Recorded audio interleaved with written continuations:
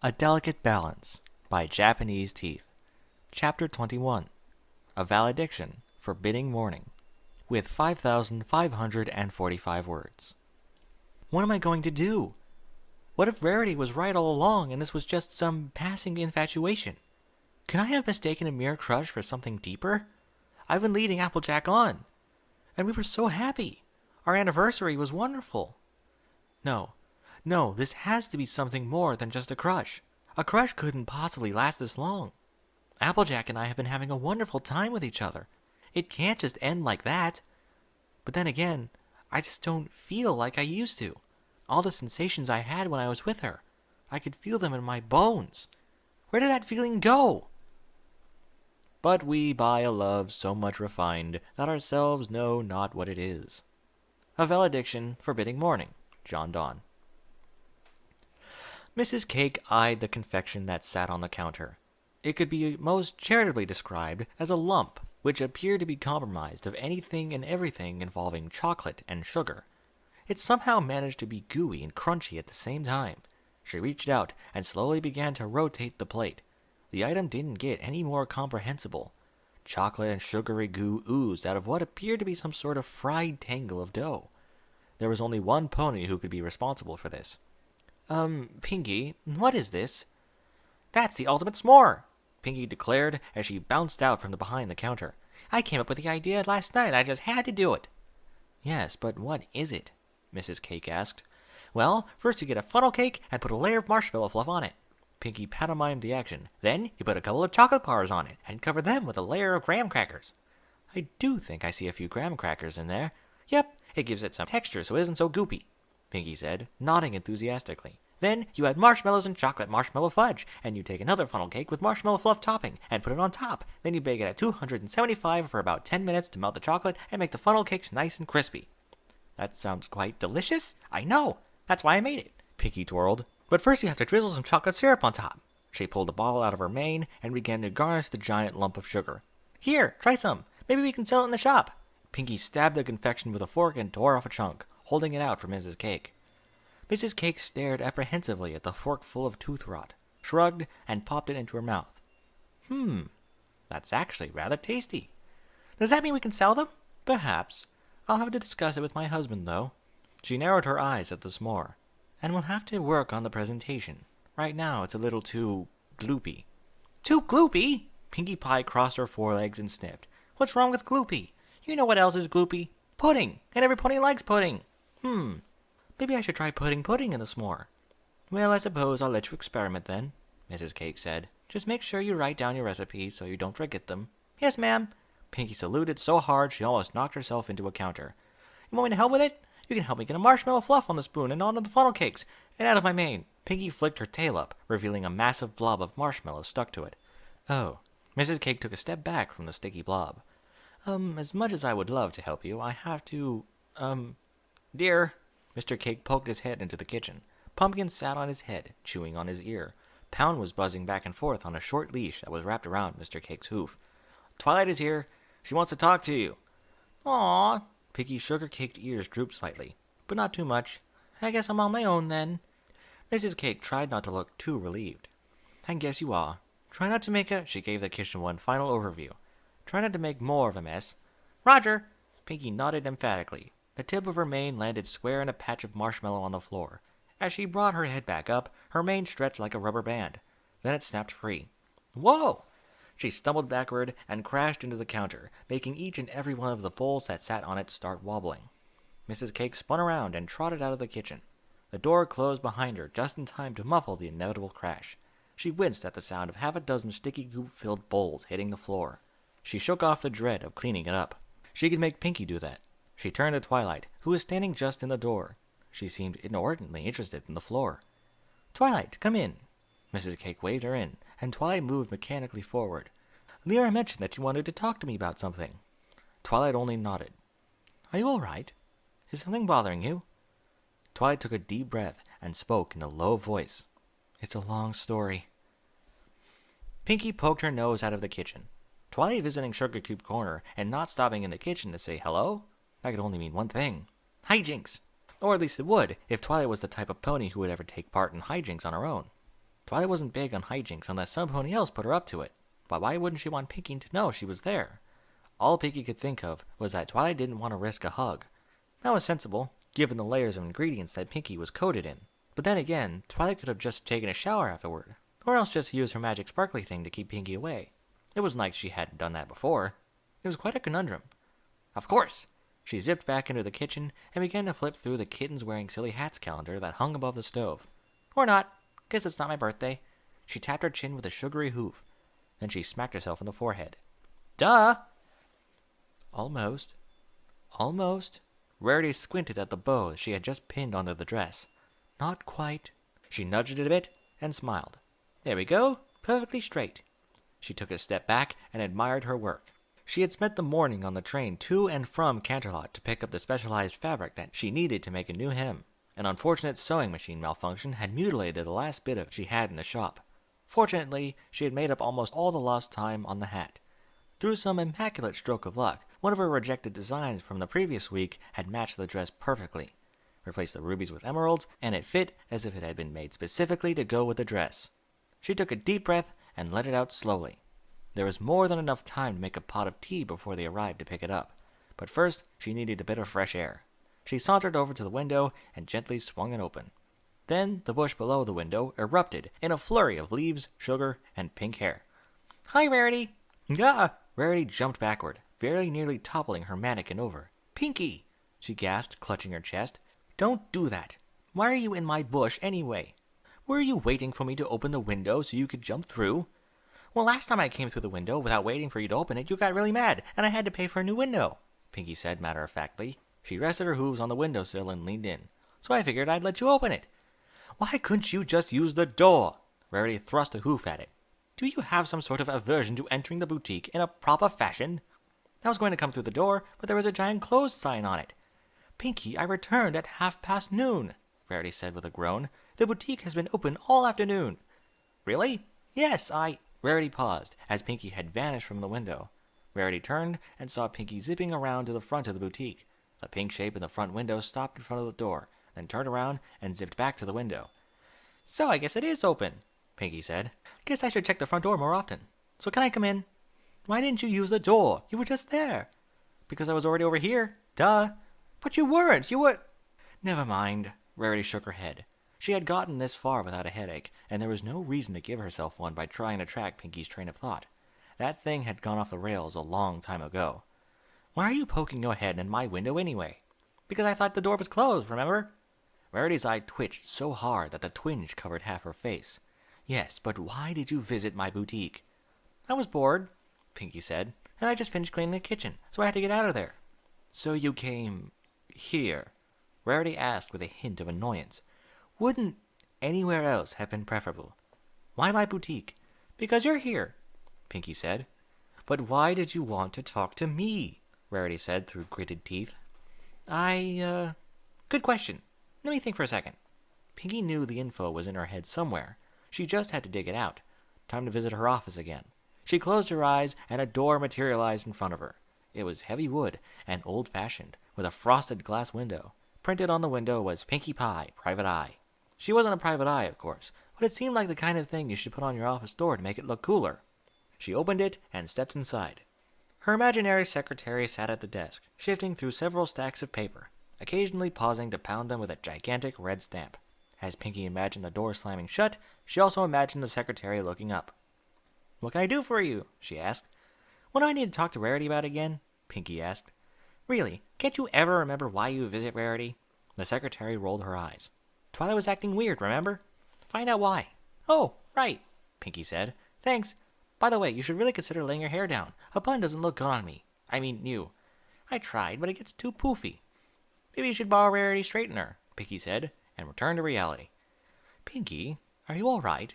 Rarity looked quite concerned. Yeah, I'm fine, Pinky chirped. Not sure Twilight is, though. She showed up at Sugar Cube Corner and didn't even say hello, or hi, or any other traditional greeting. Twilight always says something. So you're coming to see me because you think I might have some idea of what's going on. You think it's something that has to do with Applejack, don't you? Rarity said, as she retrieved a broom and dustpan from her closet. I can't think of any other reason why you'd come to me. No. Well, maybe. I don't know. That's why I'm here. She grinned. So do you think it has something to do with Applejack? To be perfectly honest, I have absolutely no idea. Do you have any reason to think that it's a relationship issue? Just because she's going out with Applejack hardly means that the relationship is the cause of all of her problems. She swept up the leaves that Pinkie had dropped in through the window. Just last week, she nearly had a nervous breakdown when Bonbon said she could work the register. Well, yeah, but who was it to help her get over that? Rarity pondered the question for a moment. Yes, she went to Applejack, which of course begs the question of why she wouldn't go to Applejack now. Rarity sighed. It always felt weird when Pinkie Pie had a stroke of legitimate brilliance. It seems that you're right. If the issue wasn't something to do with romance, she'd probably have gone to Applejack. Unless Applejack doesn't know anything about it either, Pinkie suggested. Like if Twilight wanted to know about baking. Rarity rolled her eyes. Pinkie, Applejack knows all about baking, and even if she didn't, she'd ask you about it. Oh, right. Pinkie tapped her chin. She would usually go to her friends first. Precisely, which means that she must be seeking advice about a subject none of us have the capacity to advise her on, Rarity said. Although, if it is a relationship issue, it's rather odd that she never came to visit me. I have been advising her from the very start, and thought that my advice to her had been quite useful. Pinkie cocked her head. But you haven't even gone on a date in months. That has nothing to do with anything, Rarity barked, feeling a blush burning her cheeks. I've been occupied by my business lately, that is all. Besides, I know both Applejack and Twilight well enough that my advice can be just as much, if not more useful than any pony else's. There is no reason at all that she could not come to me. Pinkie squinted to make herself look deep in thought. Maybe she didn't think you were helpful. Not helpful, Rarity sputtered. She grabbed Pinkie by the shoulders and shook her, rustling the leaves out of the bush. Why would she ever think that I was not helpful? I don't know. Maybe because her thingamabob with Applejack had lasted months longer than any relationship you've been in. Pinkie leaned on the windowsill, sticking nearly her entire upper body into the room. Or maybe some of the other advice you gave her didn't work. Or maybe something horrible is going on that she doesn't want to tell any of us about. Or, Pinkie, just stop, Rarity interrupted, shoving Pinkie back out the window. I understand that at this point I may not exactly have vast experience, but every single piece of advice I have given her is completely irrelevant to her needs. While I'm sure she has her reasons, I can assure you that it is not due to the quality of my advice. She glared hard at Pinkie, who was unfazed. Now, if you don't mind, I am going to make myself some tea and then take a nap. As for you, I suggest you go clean that gunk out of your mane. Leave it in there any longer and it might be permanent. She flicked her tail at Pinkie and stomped into the kitchen. Pinkie watched her slam the door. Or she might have just seen that the boutique was closed. So now I'm not sure what to do, Twilight wailed. If Rarity was right and all those feelings can come and go, what if they're gone? I can't just leave Applejack like that. But I don't want to keep leading her on either. What am I supposed to do? First of all, have a cookie. Mrs. Cake put a plate on the table. Pinkie had vacated the premises, so they had taken their conversation into the kitchen, at the small table in the back corner, which was seemingly the only place in the entire room that Pinkie hadn't coated in sugar. A cookie? Twilight wrinkled her nose at the plate. What kind? Peanut butter chocolate chip. Twilight sighed and stuffed one into her mouth. Now what? She tried to say. The cookie turned it into Now, you stop worrying, because you're going to be just fine, Mrs. Cake said, gently patting Twilight on the head. For a second, Twilight felt like she had just shrunk back into a filly. She resisted the urge to check to make sure her cutie mark was still there. Just to make sure I've got it, you're worried that your crush on Applejack has run its course, right? Twilight nodded sullenly. Well, it probably has, but... Twilight nearly choked on her cookie. What? But? Mrs. Cake smiled warmly, and Twilight felt the pang of fear draining out of her. Fortunately, a real relationship is so much more than just a silly little crush. I've seen the way you and Applejack act around each other. The two of you have something much better and much stronger than just a crush. In fact, if you were still just infatuated with her, I'd be a bit worried about you two. Really? Twilight said, and took a swig of the milk Mrs. Cake had set out. Well, I'm sure you've probably come across it somewhere before, but I've heard it said that getting a crush on some pony, it's like a spark. A spark? Mrs. Cake nodded. It's bright and sudden, but most of the time they burn out quickly. Some catch and flare up, but it doesn't always last long. A few flames and then it goes out. But sometimes it starts a real fire. The flames might not last long, but the embers go on smoldering for a long time. So, Applejack and I are like a couple of burning logs? Well, yes, sort of, Mrs. Cake said. When two ponies have been together for a while, things change a bit. They get used to each other and don't have all those little tingles, and they aren't nervous when they talk to each other. And they aren't stumbling around worried about what their very special sub-pony is thinking. I am worried, Twilight gasped. Well, yes, Mrs. Cake admitted. I'm not just worried, I'm having a crisis. Twilight, eat a cookie. Twilight stopped and shoved another cookie into her mouth. She began to chew reluctantly, then began to munch on it in earnest. Now then, there's no need to be so dramatic. You might be worried about how things will go, but that's natural. You just said it wasn't natural, Twilight muttered through a mouthful of cookie. Mrs. Cake shook her head. Yes and no. Think for a moment. What are you worried about? What's the worst that could happen? My feelings for Applejack are gone, and I either break up with her and ruin our friendship forever, or I try to make it work anyway, and she ends up miserable because I tried to force it. So the worst case scenario is that you make Applejack sad. Twilight nodded sullenly. Mrs. Cake smiled. I'm quite sure you still love her just as much as you ever did. Really? Of course, Mrs. Cake nodded. Maybe even more. If you didn't, you wouldn't be so worried about hurting her. Think about how it felt when you first got together. What worried you then? Twilight sighed as the realization struck her. I was afraid of looking like an idiot in front of her. That was it. She groaned. That was why I always felt so flustered around her. I was just nervous because I was afraid that I might screw things up. And now I finally got comfortable with her, and that freaked me out. I got worried because I didn't have any reason to be worried. Twilight banged her head on the table. She looked up to see Mrs. Cake stifling a giggle. I know, have a cookie. You just don't know how much the two of you have matured in the past year, Mrs. Cake said. You've outgrown the anxiety, and you don't see your relationship as a novelty anymore. And you shouldn't. If you were still giggling over each other like a couple of school fillies after a year, you'd be in trouble. Of course, a kiss isn't going to feel the same, but you don't need that feeling, because you have something better, a real long-term relationship that has to be built on something more than infatuation. And I'm quite sure that you have it. Twilight nodded solemnly. Yes. I still love her more than any pony else, and there's no pony else I'd rather be with. If I don't get butterflies in my stomach anymore, it doesn't matter as long as we care about each other. That's the spirit. Mrs. Cake clapped her hooves. I knew that you were scared that the flames were dying out, but the embers are still burning.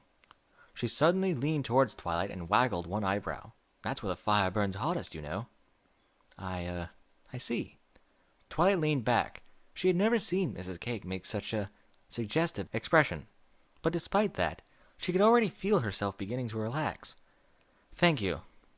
I really needed that. It's all new to me, you know? It was all new to Carrot and I when we first started going out, Mrs. Cake said. It was hard, but we figured it out. And I'm sure that some pony as smart as you can figure it out, too.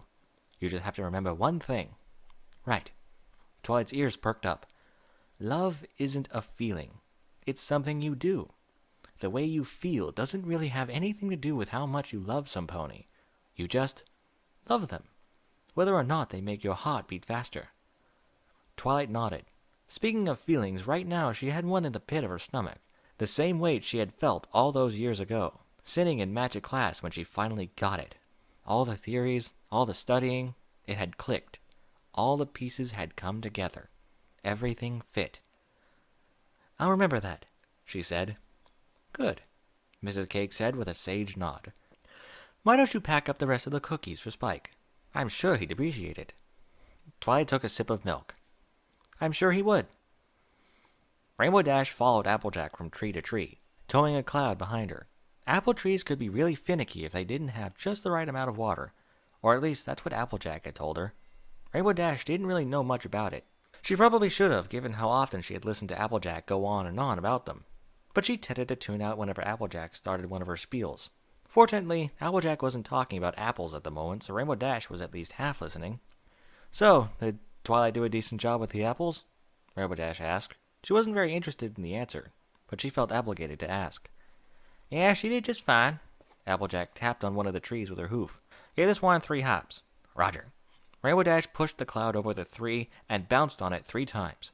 So she didn't try to use a spell and create like a monster made of apples or anything?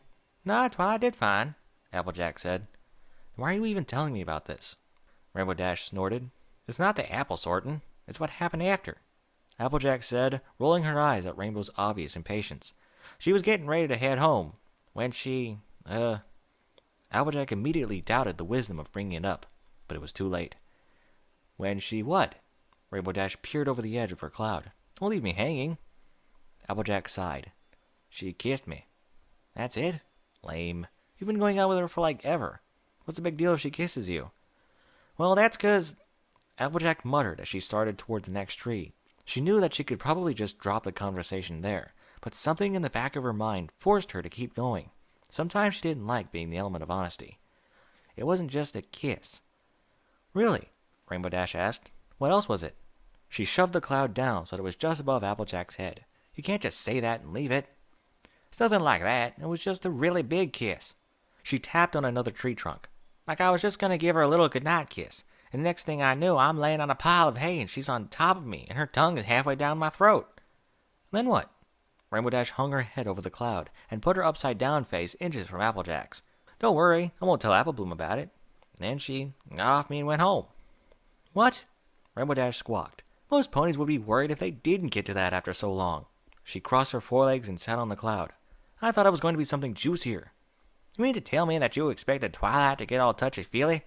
Not all ponies are that physical in a relationship. It's not just that she did that, it's that today she didn't want to talk about it. I mean, she didn't seem too anxious about it, but something's obviously on her mind. She said it was something I couldn't really help with, and she wanted to talk it over with some pony else. So you think you're the problem? Well, who else would it be? If it wasn't me, why wouldn't she tell me about it? Really? This again? Rainbow Dash sighed.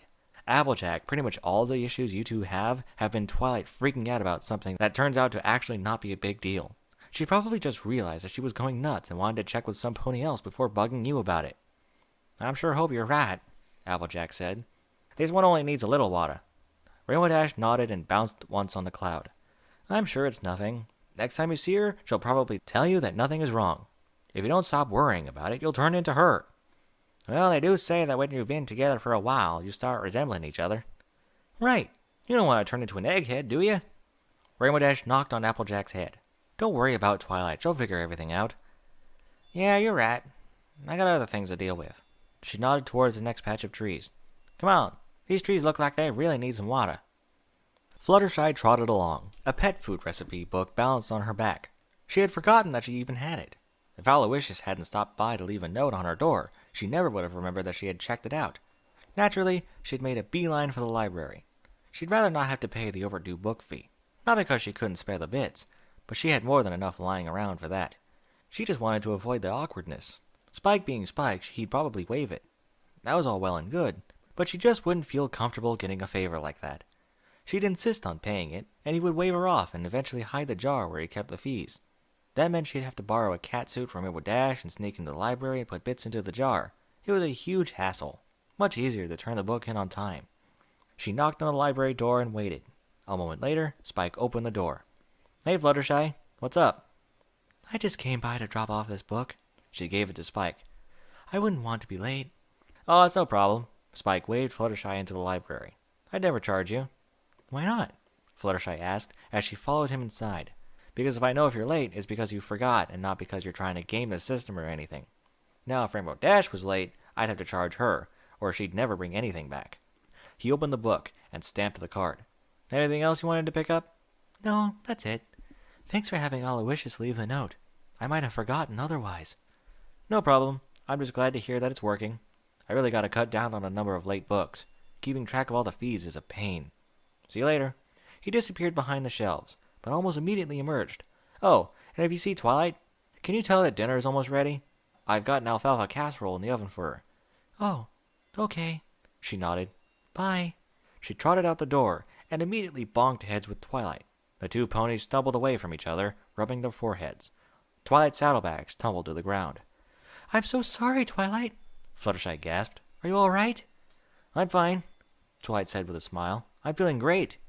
Oh, that's good. It sure is. So I guess you're having a good day? Fluttershy asked. Twilight looked unusually exuberant. Well, it didn't start off that way, but now it is, Twilight said as she picked up her saddlebag. Really? What do you mean? I thought I was having relationship issues. Again, Twilight said. Turns out it was just me being a worrywart. That's wonderful. Not you being a worrywart, I mean. It's wonderful that things are going well. Thanks, Twilight said with a chuckle. I know what you mean. Fluttershy nodded and noticed the edge of what looked like a magazine poking out of Twilight's saddlebag. What's that? Huh? Oh, that's nothing. Twilight shoved it into the bag. Well, not nothing. It's just something that I'm looking into. We can talk about it at lunch tomorrow, okay? Is 12:30 still a good time? Oh, all right. That's fine. Speaking of which, Spike wanted me to tell you that your dinner's almost ready. Okay. I guess I better get going then. Twilight hurried inside. See you tomorrow. Bye. Fluttershy waved as Twilight closed the door. Then she began to think. She could have sworn the magazine in Twilight's bag was a... No, it couldn't be. She shrugged. Twilight had said they'd talk about it tomorrow. She could wait for a day. No reason to worry about it now. At the moment, she needed to get home. Angel would be getting hungry. Twilight locked the door to her room. Normally, this chunk of time would be set aside for studying, and only a disaster of the highest caliber had even the remotest possibility of pushing it aside. Today, she would make an exception. She needed to think. An idea that had popped into her head, and she couldn't dismiss it, not without giving it due consideration. That was why she had been late for dinner. She had to pick up some reference information, and it wasn't the kind of thing she could find in the library. 2 books sat on her bed. One of them was her personal financial records for the past year, the ones that listed how much money she had stored up in her savings. The other book was a DeBuck's jewelry catalog. She took a deep breath and opened it. Hopefully something in the book would be within her price range.